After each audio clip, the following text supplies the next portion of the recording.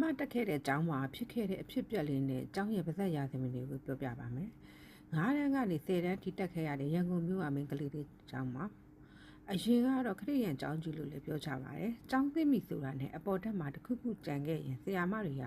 နောက်ရက်မှယူရောက်ဆိုပြီးပေးမသွားတော့ပါဘူး။တွဲလက်သွားရင်လည်းအဖေမပါရင်မလွတ်တလို့ကျောင်းမှာအမြဲတမ်းလည်းပြည့်ရရပါတယ်။ကျောင်းမှာပင်ခရအဖွဲ့ရှိပြီးကျမတို့ရဲ့စီနီယာအမတွေအမြဲပြောလို့ရှိတာကသူတို့ပင်ခရလေးကျင်ရင်ညအိမ်ရင်အမြဲတမ်းခြေတန်းနေကြရတယ်ဆိုတာပါပဲ။တချို့ကတွဲလက်ထဲမှာအပြင်ကနေဘယ်သူမှမရှိပဲတကားလာခောက်တယ်လို့ဆိုပါတယ်။ပါဇက်ရာသဝင်တွေရဗြိတိရှခင်မှာစစ်တွေဖြစ်ပြီးဆုံးပါသွားခဲ့တဲ့ဝိညာဉ်ညီမ9 ယောက်ကျောင်းမှာရှိတယ်ဆိုပြီးခေတ်ဆက်ပြောကြပါတယ်။အဲ့ဒီညီမတွေရဲ့နာမည်ကိုလည်းကျောင်းရဲ့အဆောက်အုံ9 ခုရဲ့နာမည်တွေဖြစ်ပေးထားတယ်တဲ့။ကျောင်းမှာတက်ခဲ့တဲ့ကျောင်းလူတိုင်းကတော့အဲ့ဒီရာသဝင်ကိုရင်းနှီးနေမှာပါ။အင်္ဂလိပ်ခေတ်ကအဆောက်အဦဟောင်းဖြစ်လို့ဘယ်နေရာတွား6 ချားစရာကောင်းနေပါတယ်။ကျမကိုယ်တိုင်ကြုံခဲ့ရတာကတော့9 တန်းနှစ်လောက်မှထင်ပါတယ်။တကယ်ချင်းတယောက်နဲ့ကာယအချိန်မှာဆရာမကအကြောင်းပေါ်ဆုံးတက်က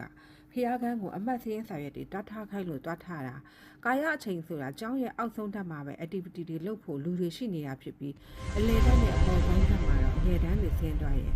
တယောက်မှကိုမရှိတော့တာပါအဲ့ဒီလိုနဲ့တငယ်ချင်းတွေအတူတွားရင်တငယ်ချင်းကကျောင်းရဲ့ရာသဝင်ကြောင့်သူကြောက်တယ်လို့ပြောတော့ကျမကတရေကချောရင်ချောမှာပေါ့လို့တောင်ပြန်ဆလိုက်တယ်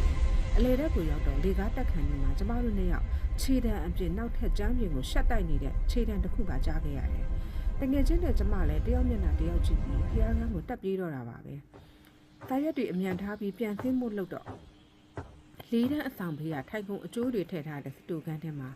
မိမပုံစံဖြူဖြူအရိပ်ကြီးကိုတေချာကြီးကိုမြင်လိုက်ရလို့ကျမလည်းတငယ်ချင်းကိုလက်ကိုတွဲပြီးအောက်ထပ်ကိုအမြန်ပြန်ပြေးလာခဲ့ရပါတယ်